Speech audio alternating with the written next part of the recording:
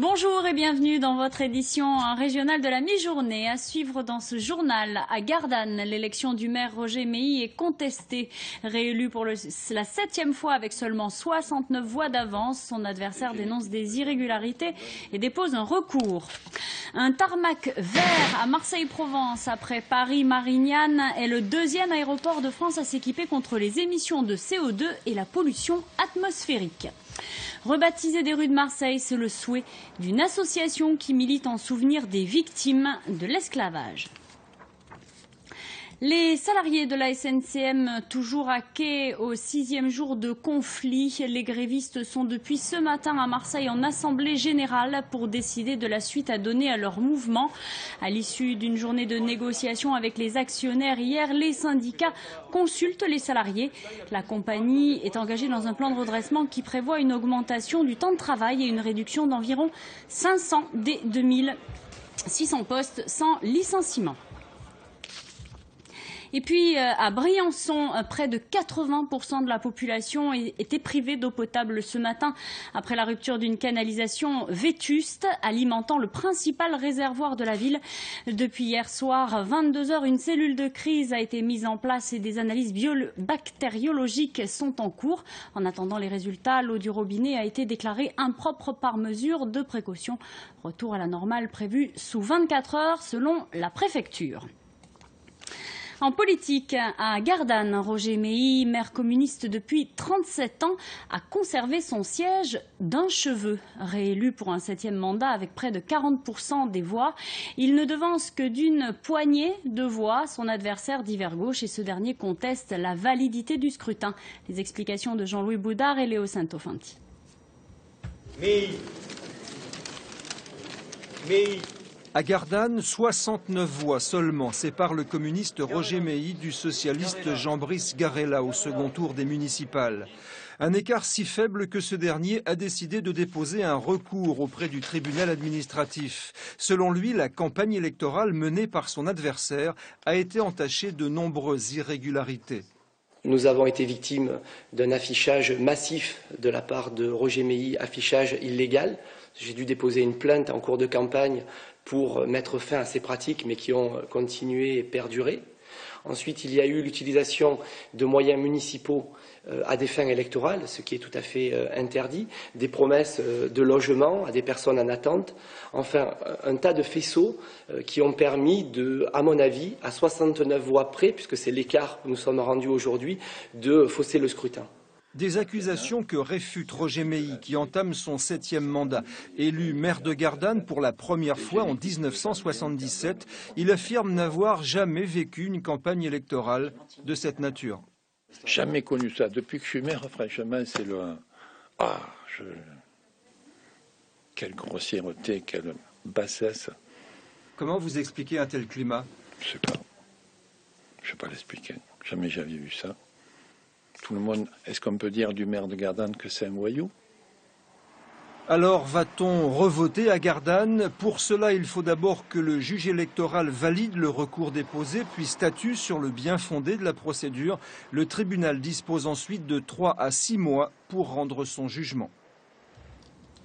La psychiatre marseillaise jugée pour homicide involontaire échappe aux poursuites.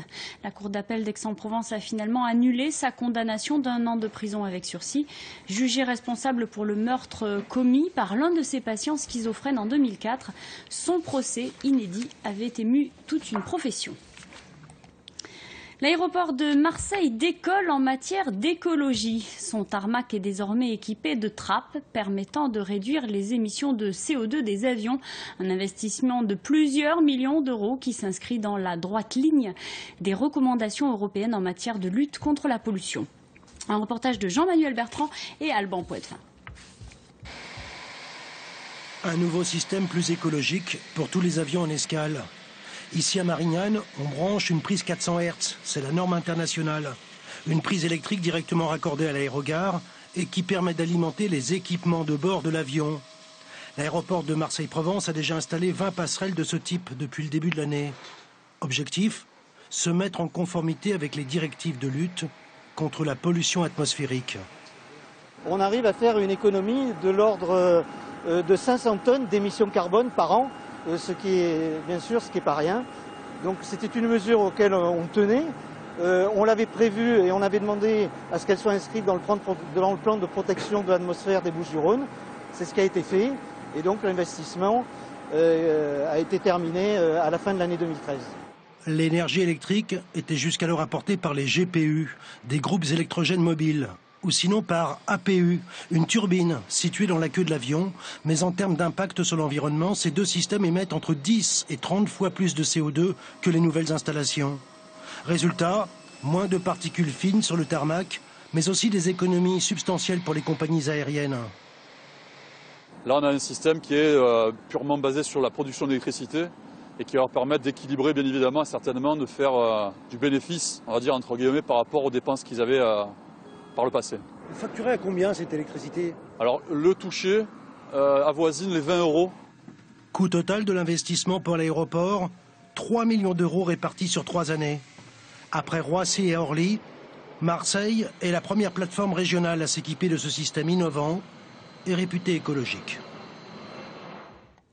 Nous nous envolons pour Veynes dans les Hautes-Alpes à la découverte d'une petite entreprise qui ne manque pas de ressort. Ces produits sont utilisés dans bien des secteurs de l'économie. Le ressort, un objet anodin qui demande en réalité une grande technicité dans sa fabrication. Les explications de Nathalie Demier et Michel Serran. Ici, on fabrique du ressort de pointe. Ce modèle va partir en Guyane. Il a été conçu pour Arianespace, un modèle classé confidentiel ou presque. C'est des ressorts qui ne sont pas montés sur la fusée, c'est des ressorts qui ne volent pas. Je pense que c'est des ressorts qui sont pour le pas de tir de la fusée. À Veynes, village des Hautes-Alpes, on fournit à la fois le particulier qui a cassé sa porte de garage et les entreprises de pointe.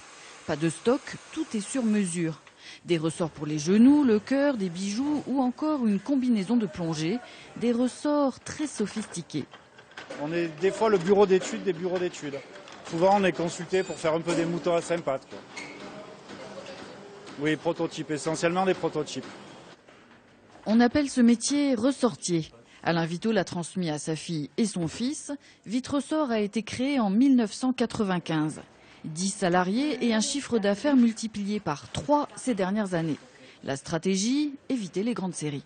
On voulait avoir un créneau très pointu, précis, rapide, dépannage, mise au point et livraison très vite. Entre un local neuf et des machines sophistiquées, ils avaient choisi les machines. Du coup, ils sont beaucoup trop à l'étroit dans des locaux vieillissants. De nouveaux bureaux vont être construits avec des projets. Grâce à la norme ISO 9001, la famille va partir à l'assaut du marché du nucléaire. Une sucette à thé, c'est l'innovation mise au point et récompensée des élèves d'une école avignonnaise spécialisée dans l'industrie alimentaire. Pour ces jeunes lauréats, il ne s'agissait pas seulement de réaliser une innovation culinaire, mais aussi de trouver la bonne recette commerciale. Valérie Smadja, Marie-Agnès Pelleran. Ancienne version, le sachet de thé bouillant qui goûte. Et voici le thé du futur. Plus de sachets, plus d'emballage, mais une sucette à thé qui se dissout dans l'eau. En seulement 30 secondes, vous obtiendrez un thé intense, au parfum généreux et aux ingrédients d'origine 100% naturelle. Ces étudiants d'école de commerce ont trouvé l'idée, le logo, élaboré le packaging, fixé le prix et même conçu la recette. On va faire un concentré de thé donc dans l'eau, on va le faire infuser. Ça va être la base de notre produit en fait, au tout début. Après, on va rajouter un gélifiant naturel, donc végétal. On va le rajouter à chaud et on va pouvoir verser dans les moules. Et on met au frigo pendant 1 heure à peu près, le temps que le gel le prenne bien.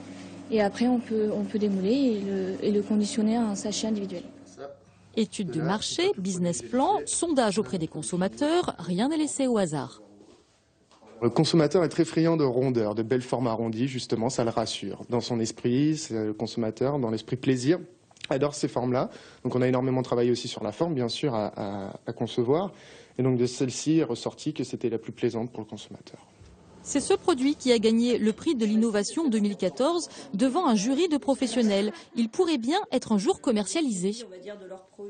Il y a eu des produits qui ont été commercialisés, mais ce n'est pas l'objectif en fait. Quand on se donne sur cette démarche, ça reste avant tout une démarche pédagogique.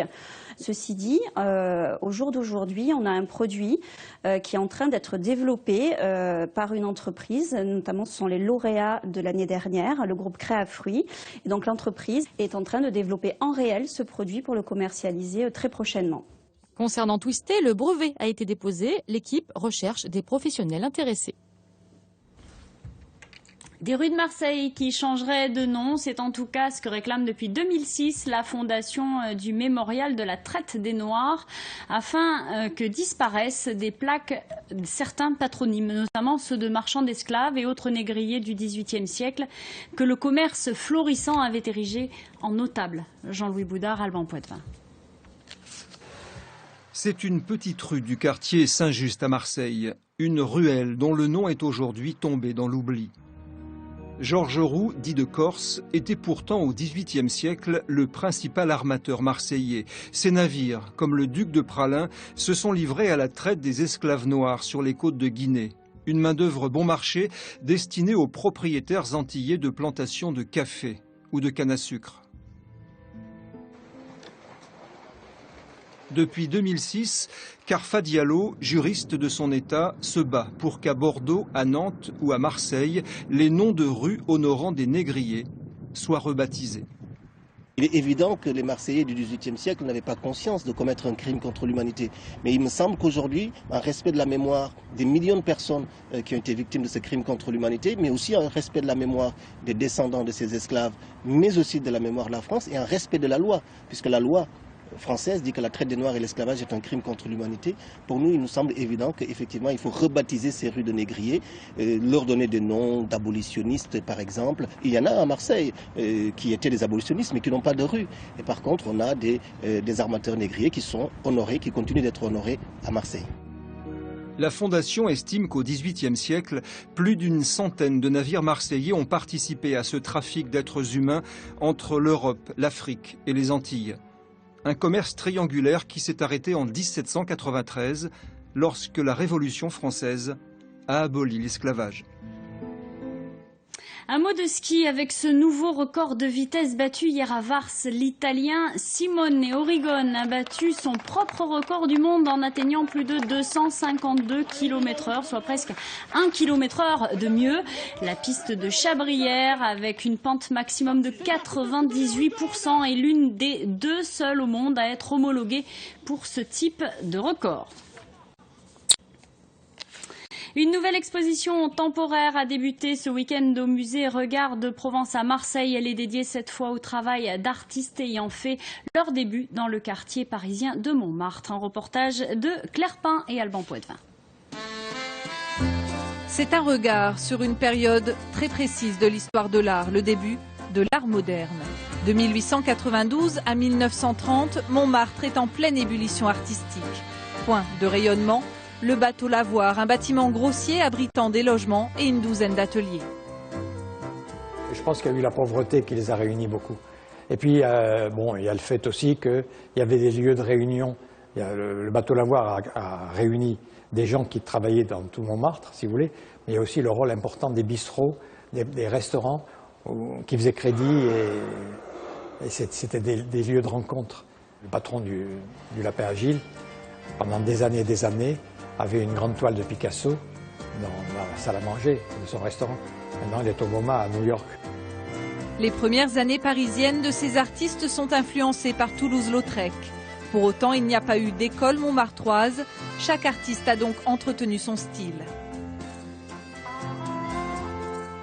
À Montmartre, Picasso et Braque se côtoient quotidiennement et esquissent ensemble le cubisme. Les peintures d'Iturino font écho à celles de son ami Matisse. Au total, une centaine d'œuvres, peintures, sculptures, dessins, gravures illustrent la jeunesse et les folles années de ces artistes, de nationalités diverses, amenés dès leur naissance ou plus tard à côtoyer la Méditerranée. À suivre Vaki Info. Excellent après-midi à tous.